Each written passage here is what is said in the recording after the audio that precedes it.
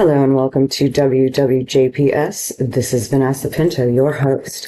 Did you know that the ancient Andean prophecy of Pachamama marked 2026 as the precise year the Great Cleanse reached its final explosive threshold? Prophecy for the year 2026 stands as one of her darkest and most unsettling visions, a time she called the Great Fracturing of America. According to her predictions, the United States would face a period of deep internal division, unlike anything in its modern history. This fracture, she said, would not come from foreign invasion or external enemies, but from within, from the slow erosion of trust, unity, and identity. Sound familiar? Like everything that's going on in the world today? Today's episode, we're going to discuss, again, the predictions for this year, why this year has been planned for quite some time, and again, go from the past to the future to see what the billionaires have in store for us. Spoiler, it's nothing good. She described a nation turning against itself, with states openly rebelling against federal control and citizens questioning the legitimacy of their own government. In her vision, the country's once solid foundations, political, economic, and moral, would begin to crumble under immense pressure. The economy, once a symbol of strength, would falter. The dollar, she warned, would weaken dramatically, sending shockwaves through global markets. As America's influence faded, new alliances would rise. 13-year cycle, which began in 2013, wasn't just a spiritual warning. It was a countdown to the moment that the Earth stops tolerating the parasitic grip of the elites. For centuries, the eagle of the North, the mind, technology, and cold industry has nearly crushed the condor of the South, the heart, intuition, and our connection to the living world. But as we hit 2026, the prophecy says the eagle and the condor must fly. Together, or the world simply resets itself. This is where we are going, into a collision between ancient natural law and a high-tech nightmare. In the East gaining unprecedented power. Baba Vanga called this moment a great rebalancing of the world, when the global order would shift away from the West. But her warnings did not stop at politics and economics. She spoke of the Earth itself turning against humanity. The reason now feels so incredibly overwhelming and crazy is because we're changing everything we were built on, right? Before, the billionaires wanted us working. They didn't want us thinking. They wanted us working to fuel their empires. Now we're too expensive, so they need to replace us with artificial intelligence, but they still need to keep us. So they have to take us from being the worker bees to just the controlled bees. John D. Rockefeller said, "He who works all the time has no time to make money." What did he mean by this? Is that the person that is occupied their entire time focused on labor, thinking that that's the solution to money and to wealth creation, they don't understand what money is, or how it's created, or how it's multiplied, or how it's even preserved. So you need to be the person that exchanges money for time instead of time for money. Rockefeller also saw the need of indoctrinating the American population into the narrative that work would set them free. This way, they had a reason, something to work for. Their life would now have meaning. So what did Rockefeller do? He came up with a plan to infiltrate and take over control over the public education system. And he teamed up with one of his closest advisors, Frederick T. Gates, to turn that plan into reality. And this is how we go back to the meeting from the beginning of the episode. The plan they had was simple yet very effective. Create a board that sounded like an official government board for education, get the board officially approved by the government, and then push the agenda of promoting education without the distinction of race, sex, or creed, in order to get the government funding and approval to massively scale the school network, and then instill in the And if you think about it, because again, we're always going to go back to Epstein, and that's because he's the catalyst for the information that we know now. But Ghislaine Maxwell's father, Robert Maxwell, he wrote the textbooks and I'm dating myself, but I was born in the 70s, and I remember and Robert Maxwell was Mossad. There was an agenda. Everything that we learned was an agenda. And now it's just being openly admitted. But everything we learned, folks, is it that it was true or that they needed us to believe it in order to control us? This is the idea that only work could set them free. And in order to get a high-paying job, they needed education further. So the rich people cringe and say, don't tell them that, Rob. Yes. Don't tell people what you know. Right. Keep them poor. Because the school system will never teach you about money. The school system was designed to teach you to be an employee, which is important, or a doctor or a lawyer, a specialist, but never about money. Catherine Fitz ran HUD during the Bush administration, and she's been in quite a few of my videos. You'll see her all over. She talks about the underground cities, about the money missing, and about pretty much everything that's been planned by our government, not by our governments, by the elites that run our government to do its bidding. Know about the Bank of International Settlements. I'm not sure my brain's big enough for this, but keep going. It is. Okay. It has sovereign immunity. What does that mean? It's above the law. It's its own country. Right. It's its own country. It has its own police force.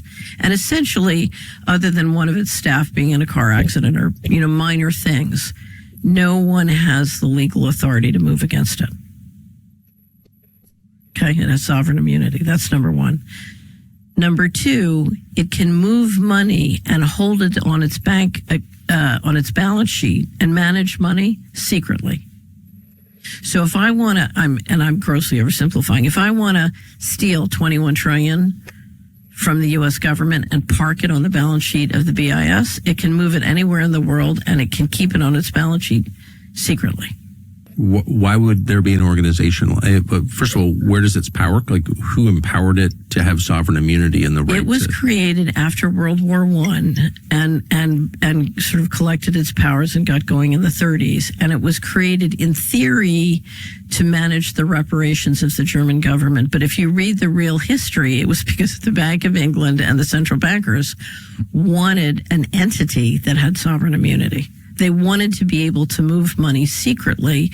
So, for example, if you look at what happened during World War II and all the money that was moving back and forth between the Germans and Americans, Dulles was over in Switzerland helping to manage all these understand power in this world, understanding how the Bank of International Settlements and the plumbing of the central banking system works.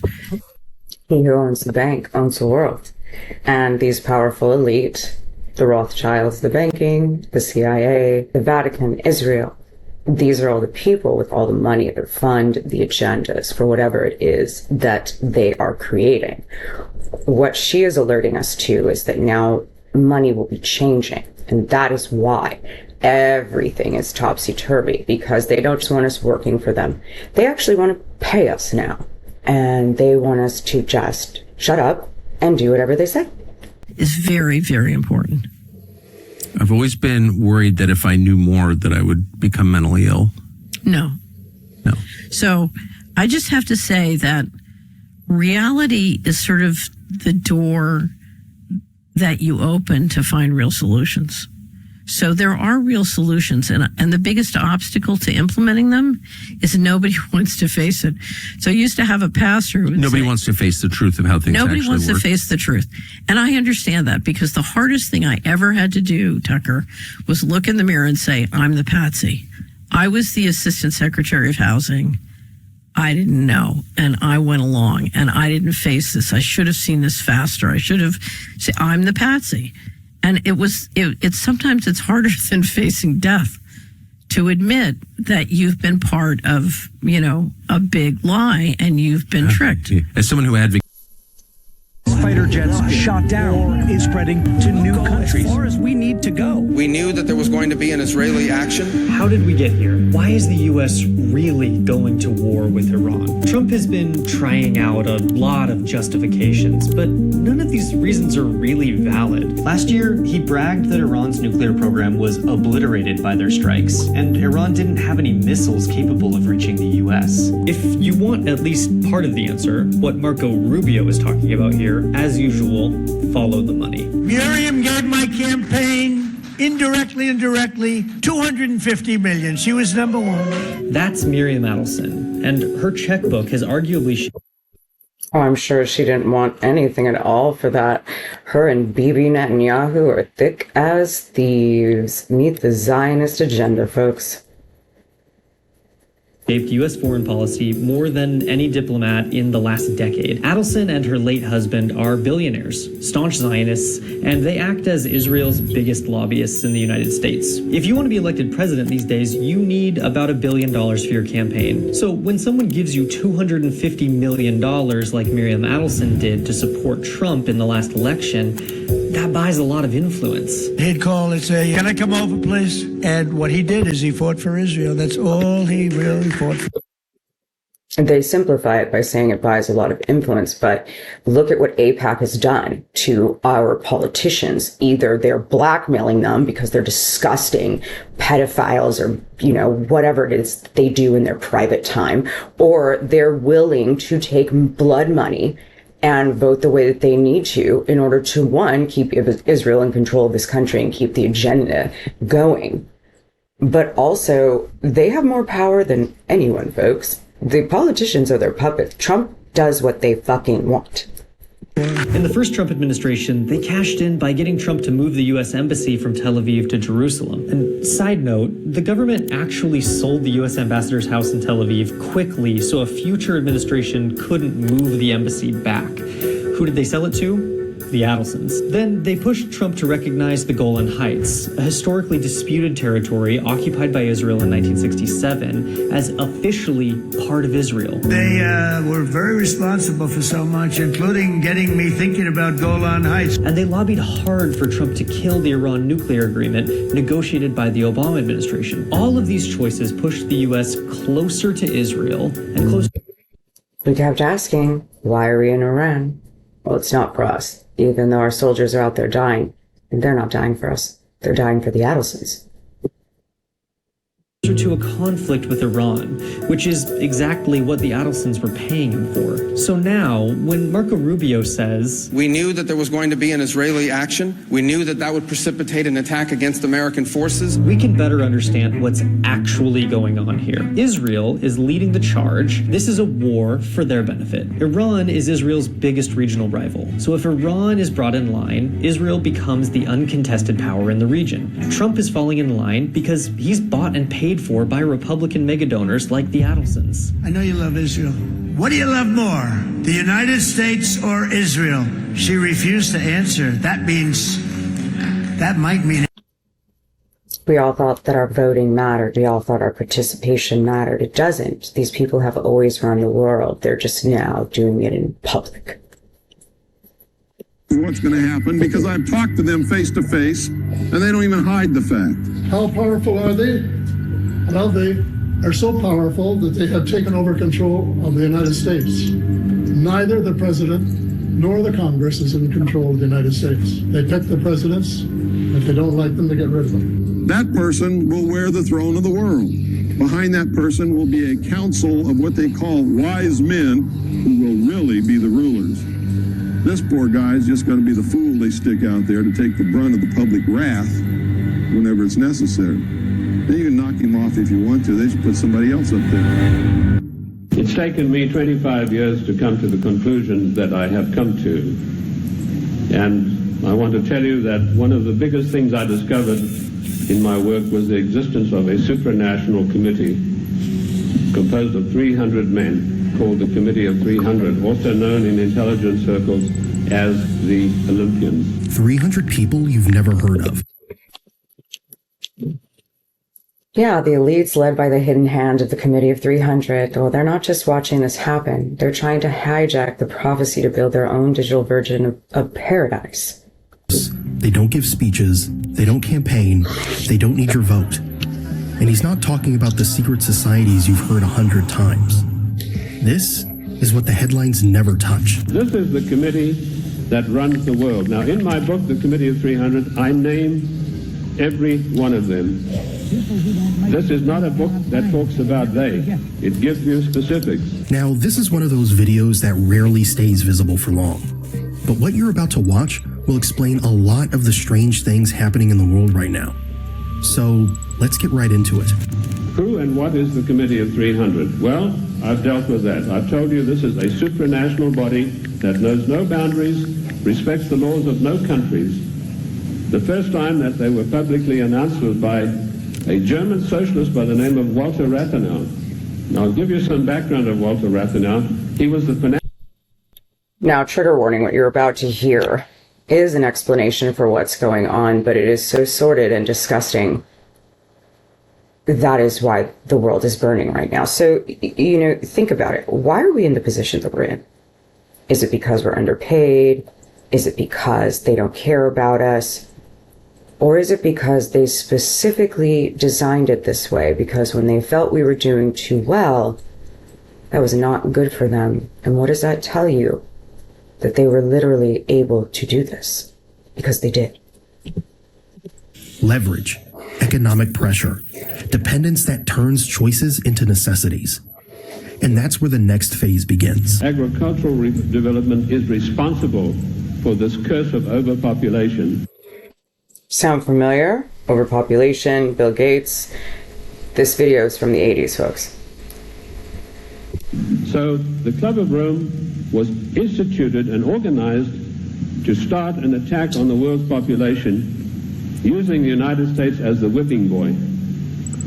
And they came up with a paper called the Zero Growth Post-Industrial Plan for Industry and Agriculture for the United States of America. This is where his claims shift from politics to pressure.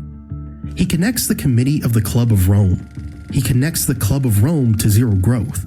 And then he connects zero growth to one outcome, tightening the system. Now, you don't have to accept the motive he assigns to it, but the mechanism is real. When systems tighten, the impact doesn't hit evenly. The wealthy buffer it, the poor adapt to it, and the middle absorbs it. Mortgages, wages, savings, stability. That's the layer that carries the strain. Now listen closely to what he claims next. The middle class in the United States of America had to be destroyed because in the coming push to a world order, the middle class would be the stumbling block. Because history had shown that the peasant class in ancient days, when they had revolted, were just easily crushed. There was no resistance, but now had grown a new super class of people in the United States called... Why do you think they want us gone? We think. We critically think. We protest. We put things together. That's why they called us conspiracy theorists back in the day, because those critical thinking skills were outing them. So then they made us all feel crazy. But no, this has been the systematic destruction of the middle class, because the middle class is a threat to them. So they are willing to do what they are doing now, to bankrupt the majority of the world in order to control them, even if it means they die, no matter what it means. Employment, who had job security, who were well paid, who could afford to buy the products that were made by the United States and didn't need to buy products from China or anywhere else. And the Club of Rome post-industrial zero growth paper said this has got to stop. We have to bring down the middle class of the United States. And the way that we will do this, the way that we will accomplish this task is by crushing their industries. The bottom line of this whole thing is one world government. Right. Ein Volk, ein Reich, ein Führer.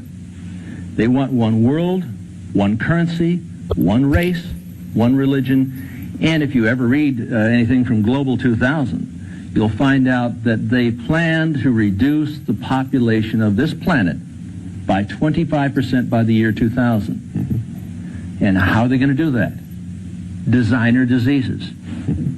It's my thesis, it's Dr. Robert Strecker's thesis, that they have created AIDS and disseminated AIDS through the hepatitis B vaccine shots to the homosexual community in the United States, through the Public Health Service, and to the blacks in Senegal, Uganda, Zaire, the Central African Republic, Haiti, and Brazil. But I believe today the most serious evil organization on the face of the earth is the Vatican. You're talking the Knights of Malta, which gave us the 6 men who founded the CIA in America, were all Catholics. Remember? Did you know that? The CIA was funded by the Catholics? I mean, it does sound right. They are downright evil. Of the Knights of Malta.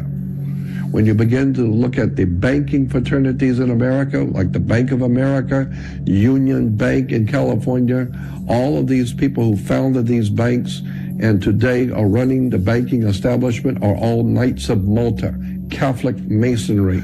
All the kings and rulers in Europe rule by the divine right. It's called the divine right of kings. What are you talking about? Who Right? So the past. Now we're going to move into the present. Now we're going to talk about Elon Musk and Peter Thiel. What is it that they want from us, and what are they cooking up? Because the folks prior, they wanted our labor. They needed our labor. Well, they don't. These billionaires, they don't need our labor. They need our consciousness. They need our very thoughts, structure, every move, every thought that we have before we even have it. The world Elon is trying to build is not all that different from what his predecessors dreamt of. His vision of the social order that will accompany his business empire is one in which there is a kind of cleansed community, an ethnically cleansed community, so mass deportation of a scale that has never been attempted before, quite similar to that of the far right around the world. But also the complement to that, and this is where it gets Muskist, is what we call in the book cyborg conservatism. When we talked to Quinn, it was to get a better sense of what all these AI tech people think about the future and where they want society to go. And in a way, they haven't really innovated on Haldeman and his peers. Well, and if you think about it, now they're going to be pushing for universal basic income as the final trap. It's not about helping people who lost their jobs to AI. It's about making us entirely dependent on their generosity while they complete the ultimate heist, stealing our consciousness. They believe AI will run the surface world better than any humans ever could, and they are preparing to merge our minds into a controlled neural network where you own nothing, not even your thoughts. At the National Party. Cyborg conservatism, or what Quinn and his co-author Ben call Muskism, is really just a reboot with updated tech. And we should be a bit worried because, unlike Haldeman, Elon has actual global power as the world's lead billionaire. 100 years ago, when the richest man in the world wanted to change society, he did. What he accomplished helped men put the burden of work on machines. Human race to endure, right? You're hesitating. Yeah, well, yes? I don't know. I would. This is Peter Thiel. This is a long hesitation. There's so many questions implicit Should in this. the human race survive? Yes. Okay. But he's been a major player in Silicon Valley for a long, long time. I'm Peter Thiel. I build companies and I support people who are building new things, from social networks to rocket ships. You might know him as the multi-billionaire who co-founded PayPal and Palantir, as Facebook's first outside investor, the guy who funds out their projects like floating countries, private space travel, and the quest for immortality. Peter Thiel rejects the idea that death is inevitable. He wants to transform humanity. Now, back to Epstein. We're going to learn a bit more about Peter Thiel, but this was his connection with Jeffrey Epstein. They were also thick as thieves, peas and carrots, those two, and they love to talk about immortality and transhumanism because that's how arrogant these fucking billionaires are. They must be, right? I mean, they have to be able to create God. They have to be able to create immortality because God forbid they die. What would they deprive the world of? Humanism was this radical transformation where your human natural body gets transformed into an immortal body. We want you to be able to change your heart and change your mind and change your whole body. But he also wants to change something else. For decades, Thiel has schemed from the shadows to reshape American politics. Tonight, I urge all of my fellow Americans to stand up and vote for Donald Trump. He bankrolled Trump's first campaign. He turbocharged J.D. Vance's career. I was about to say, this guy's fucking responsible for the smoky-eyed bandit, J.D. Vance. J.D. Vance, the man that will sell his own children to get white children. He probably is having some weird affair with Erica Kirk. But on the level, this is who Peter Thiel is backing. J.D. Vance is not only duplicitous, he's an evil motherfucker. I don't even want to know what would happen if he ever came into power. Thiel openly questions the democratic system, and he's declared that to him, freedom is incompatible with democracy. His vision of an ideal society sounds more like an oligarchy, a country ruled by a few powerful rich people, or even just one. And again, is it because they're rich that they get to decide? No, it's because, one, we got so corrupt in this country, we didn't see the monopoly and what they were doing. Granted, we haven't seen it for years. The billionaires have been running our lives forever. Now it's just much more obvious. They actually say it out loud. But literally, think about what's going on right now. This is why you have to believe in the Illuminati, the 300, whatever it is. You can see it unfolding. Peter Thiel, Jeff Bezos, Mark Zuckerberg, Larry Ellison. Those are the men that rule the world, not the politicians, in any country. Today, his influence is rapidly expanding across the world. From the beginning of his career, he's been building tools to rewire how power works. Palantir, his brainchild, enables intelligence agencies and militaries to anticipate their enemy's next move before it's made. Maybe even your next move, too. His good buddy, Alex Karp, says that Palantir is tech that they used, that Palestinians were useful idiots that they used for their tech, to murder people. Because that's what, and he loves to say that on occasion, our products kill people. But don't worry, they do understand what they've done. And so for our wind down, I'm going to tell you how they plan for them to survive. Not for us to survive, but for them to survive. Because essentially what you have to know is they're going to push this world so far to either nuclear holocaust or God only knows what else. But they have a plan. They have a plan. Underground cities allegedly exist beneath major metropolitan areas, designed as secret survival bunkers for the elite.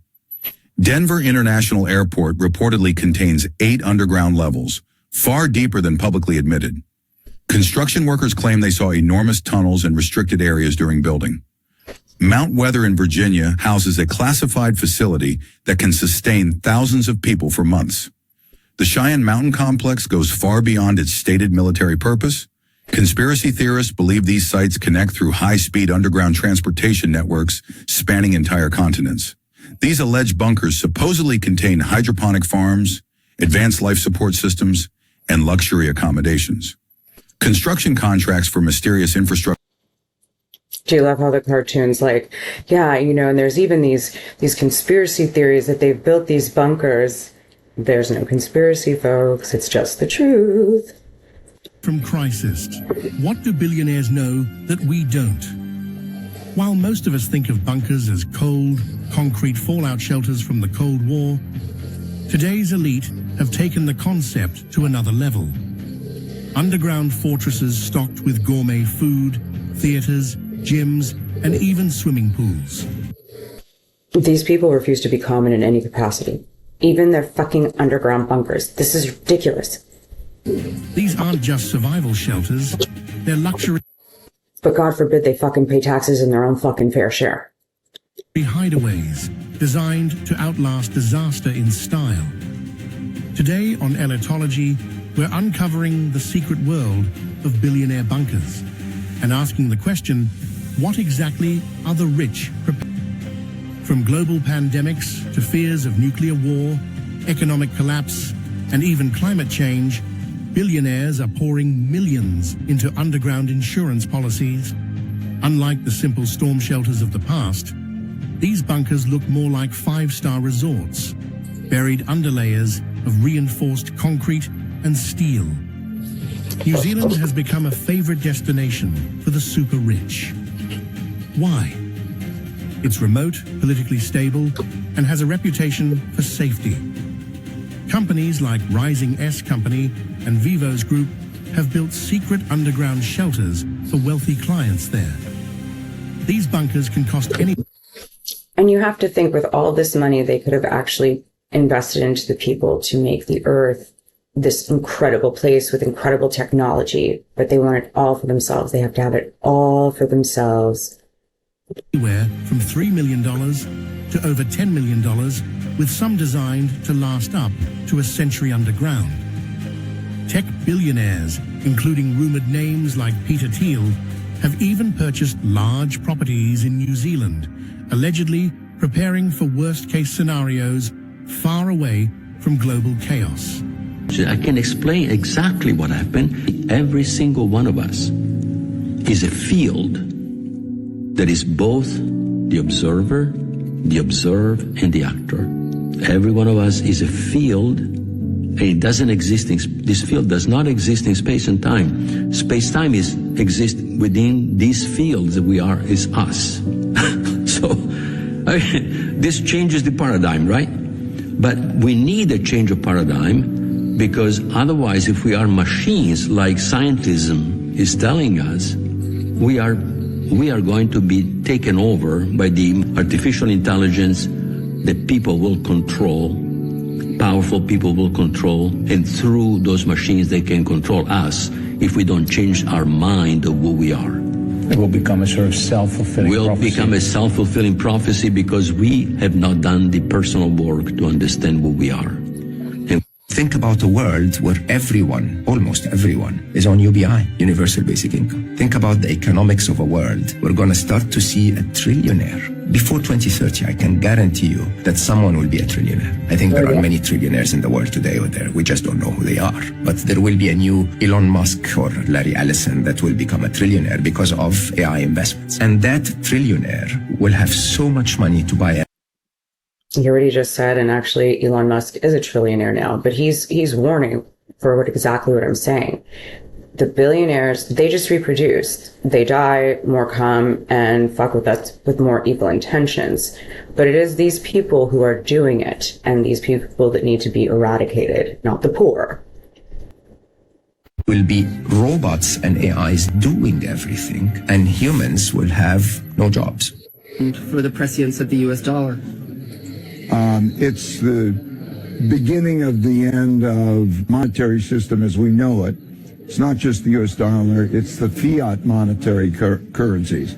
So the UK, the euro, Japan. Well, if you've gotten this far, please drop a black heart. I want to end this on a positive note. So there was this psychic, Mr. Casey, who many years ago, again, prediction for 2026. So we're going to end with another prediction for 2026. Have a wonderful, wonderful night, folks. Revelations that would come from Egypt. He said people should study ancient wisdom traditions, practice meditation techniques that help access universal consciousness, and develop their intuitive abilities through daily spiritual exercises. But perhaps most importantly, Casey stressed in reading 3976-28 that the final test isn't something that will happen to humanity, it's something humanity is creating through its collective consciousness right now. Every thought of love, every act of service, every moment of choosing spiritual growth over material gain is helping to determine the outcome. The role of the United States in this final test is something Casey addressed specifically in reading 3976-19. He said America would serve as the testing ground where the spiritual principles emerging from Russia, China, and Egypt would either take root and flourish or be rejected in favor of continued materialism and separation. Casey predicted that America's response to these spiritual teachings would largely determine how quickly and smoothly humanity could pass through its final test. He said if Americans embrace this... There it is. The spiritual awakening. It's all our test. Bye-bye, folks. Thanks for listening.